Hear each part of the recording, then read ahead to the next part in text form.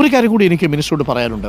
നമ്മൾ ഈ മാതൃകാ പുനരധിവാസ പദ്ധതി ആളുകൾ ചോദിക്കുന്നൊരു ചോദ്യം, ഈ വീടുകൾ എന്നത്തേക്ക് തയ്യാറാവും? ഈ വീട് കയറി താമസത്തിനുള്ള തീയതി എന്നാണ് സർക്കാർ നിശ്ചയിച്ചിരിക്കുന്നത്? ഇപ്പോൾ മാതൃകാ വീട് ഏകദേശം 90% ആയിക്കഴിഞ്ഞു. അങ്ങനെയാണെങ്കിൽ ഈ വേഗതയിലാണ് പോകുന്നതെങ്കിൽ നിലവിലുള്ള കാലാവസ്ഥ കൂടി പരിഗണിച്ചാൽ ജനുവരി 1 തീയതിയൊക്കെ ആകുമ്പോഴേക്ക് നമുക്ക് വീട് കയറി താമസിക്കാൻ കഴിയുമോ എന്നൊരു ചോദ്യമുണ്ട്. കാര്യം 1.5 വർഷമാകും അപ്പോഴേക്കും.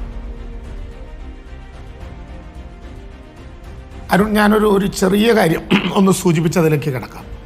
അരുൺ പറഞ്ഞതുപോലെ അതാവുമ്പോഴേക്കും 1.5 വർഷമാകും എന്നൊരു പ്രശ്നം സ്വാഭാവികമായിട്ടും ശരിയായിരിക്കും സമയപരിധി വെച്ച്. പക്ഷെ നമ്മൾ ഈ ദുരന്ത ബാധിതരായിട്ടുള്ള ആളുകളുടെ മുമ്പിൽ ബോധ്യപ്പെടുത്താൻ റിപ്പോർട്ടറിനെ പോലെ ഒരു വലിയ മാധ്യമത്തിലൂടെ പറയാനുള്ള ഒരു ചെറിയ ഫ്ലാഷ് ബാക്ക് ഞാനൊന്ന് സൂചിപ്പിച്ചോട്ടെ. ആഗസ്റ്റ് 23 തീയതി ഈ ദുരന്തം നടന്ന 23 ദിവസം ഇവിടെ നേരിട്ട് വന്ന അന്നത്തെ ചീഫ് സെക്രട്ടറി ആയിരുന്ന ശ്രീ വേണു IAS മുഴുവൻ ദുരന്ത ബാധിതരോടും, റിപ്പോർട്ടർ ഉൾപ്പെടെ എല്ലാ ചാനലുകളും റിപ്പോർട്ട് ചെയ്തതുപോലെ മുഴുവൻ ദുരന്ത ബാധിതരോടും ക്യാമ്പുകളിലുള്ളവർ ഉൾപ്പെടെ വീഡിയോ കോൺഫറൻസിലൂടെ കണ്ട് പുനരധിവാസത്തെക്കുറിച്ചുള്ള നിങ്ങളുടെ സങ്കല്പം എന്താണ് എന്ന് ചോദിക്കുകയുണ്ടായി. ഒരുപക്ഷെ ഇന്ത്യയിൽ നടന്ന ദുരന്ത മുഹൂർത്തങ്ങളിലെ പുനരധിവാസ പ്രവർത്തനങ്ങളിൽ ഒരു ആദ്യാനുഭവമായിരിക്കും.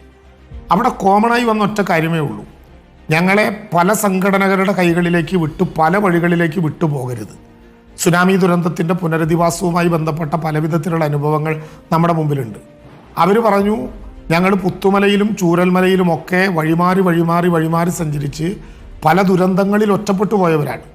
ഇനി പുനരധിവാസത്തിൽ ഞങ്ങളെ ഒറ്റപ്പെടുത്തരുത്, ഞങ്ങൾക്ക് ഒരിടത്തു താമസിക്കണം. അത് ഈ മേപ്പാടിക്കകത്തോ മേപ്പാടിയോട് ചേർന്നോ ആയിരിക്കണം. ഇതായിരുന്നു ആഗസ്റ്റ് 23 മഹാഭൂരിപക്ഷം വരുന്ന ദുരന്തബാധിതരെ ഉന്നയിച്ച പ്രശ്നം. അങ്ങനെ വരുമ്പോൾ ഭൂപരിഷ്കരണ നിയമപ്രകാരം 15 ഏക്കറിൽ കൂടുതൽ ഭൂമി സ്വന്തമാക്കി വെക്കണമെങ്കിൽ ഭൂപരിഷ്കരണ നിയമത്തിൻ്റെ 81 പ്രകാരമുള്ള എക്സംഷൻ കിട്ടി ഏതെങ്കിലും ഒരു കാര്യത്തിന് വേണ്ടി മാറ്റിവെക്കപ്പെട്ട ഭൂമിയായിരിക്കണം. ഇവിടെ അങ്ങനെയുള്ളത് അസാമാന്യമായ വിധത്തിൽ അങ്ങനെയുള്ളത് മഹാഭൂരിപക്ഷവും പ്ലാന്റേഷനുകളാണ്. 25 പ്ലാന്റേഷനുകൾ ചുറ്റുവട്ടത്തുള്ളത് കണ്ടു. ഭൗമ്യശാസ്ത്ര സംഘം പരിശോധിച്ച് 9 എണ്ണം സുരക്ഷിതം എന്ന് പറഞ്ഞു. ആ 9 എണ്ണത്തിൽ നെടുമ്പാലയും എൽസ്റ്റോണും ഒക്ടോബർ 3 തീയതി ഈ ദുരന്തം നടന്ന 62ാമത്തെ ദിവസം ഏറ്റെടുത്തുകൊണ്ട് ക്യാബിനറ്റ് തീരുമാനിച്ചു. 24 മണിക്കൂറിന് മുമ്പ് അതിൻ്റെ ജിയോ ഇറങ്ങി.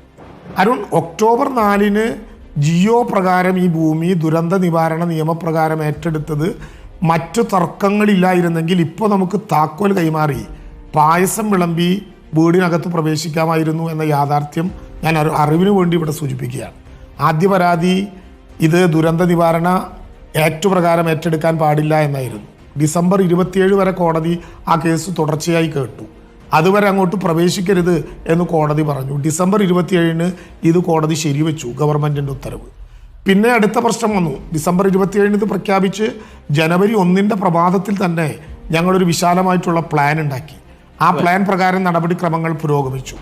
അത് പുരോഗമിച്ച് അകത്തുള്ള പരിശോധനകൾ, ടോപ്പോഗ്രാഫിക്കൽ, ജിയോഗ്രാഫിക്കൽ, ഫിസിക്കൽ പരിശോധനകളും LARR 2013 അനുസരിച്ചുള്ള നഷ്ടപരിഹാരവും 2 മാസത്തിനുള്ളിൽ കാൽക്കുലേറ്റ് ചെയ്ത് മാർച്ച് 27 തറക്കല്ലിടാൻ നമ്മൾ തയ്യാറായി. അപ്പോൾ കോടതി പറഞ്ഞു, നിങ്ങൾ തറക്കല്ലിട്ടോളൂ, പക്ഷേ നഷ്ടപരിഹാരത്തെ സംബന്ധിച്ച് കോടതിക്ക് അവസാനമായി ഒന്ന് കേൾക്കാനുണ്ട്.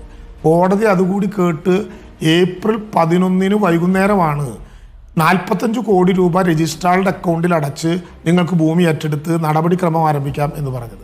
അരുൺ, 27 തീയതി പ്രഖ്യാപിച്ചപ്പോൾ 1 തീയതി പ്ലാൻ പ്രഖ്യാപിച്ചതുപോലെ ഏപ്രിൽ 11 പകൽ കോടതി ഈ തീരുമാനമെടുത്ത് രാത്രി ട്രഷറി ഉണ്ടാകില്ല എന്ന് മനസ്സിലാക്കി ഈ ട്രഷറിയിലൂടെ ഈ തുക പൂർണ്ണമായിട്ടും രാത്രി 10 മണിക്കുള്ളിൽ അടച്ച് 12 മണിക്കകം കളക്ടറുടെ നേതൃത്വത്തിൽ വയനാട്ടിൽ ഈ എൽസ്റ്റോൺ ഭൂമി ഏറ്റെടുത്തു.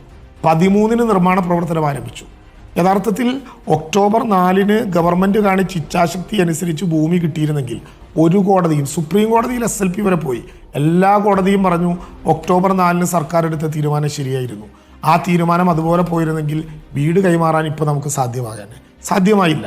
ഒരു മാതൃകാ വീട് എന്ന് പറയുമ്പോൾ തയ്യാറായതൊരു വീട് മാത്രമല്ല, ഒരു വീട് തയ്യാറാകുമ്പോൾ 4 വീടുകൾ, ഇന്ന് 2 മണിക്ക് നമ്മളെല്ലാവരും കൂടി അവിടെ പോകുന്നുണ്ട്, 4 സോണുകളിലായി ഭൂമി തയ്യാറാക്കി നിരവധി വീടുകളുടെ നിർമ്മാണ പ്രവർത്തനത്തിൻ്റെ ഓരോ ഘട്ടവും കഴിഞ്ഞിട്ടുണ്ട്.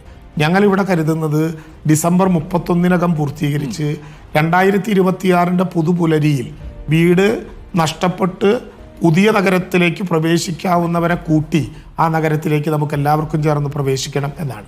ഇതിൻ്റെ ഭാഗമായിട്ടുള്ള കുറച്ച് ഫെസിലിറ്റീസ് കൂടിയുണ്ട്. കോമൺ അനിമിറ്റീസ്, അതായത് മാർക്കറ്റ്, അംഗനവാടി, കളിക്കളം, നീന്തൽക്കുളം, ക്ലബ്ബ്, അതാ പ്രതീക്ഷ കുറച്ചുകൂടി ഒരു 3 മാസക്കാലം കൂടി വേണ്ടി വരും. വീടുകളുടെ നിർമ്മാണം നേരത്തെ ചർച്ച ചെയ്തതാണ് മിനിസ്റ്റർ. അതൊരു പ്രതീക്ഷയാണ്. അങ്ങ് പറഞ്ഞതുപോലെ ജനുവരി മാസം 1-ാം തീയതി തന്നെ നമുക്ക് കയറാം എന്നുള്ളൊരു പ്രതീക്ഷ നമ്മുടെ മുന്നിലുണ്ട്.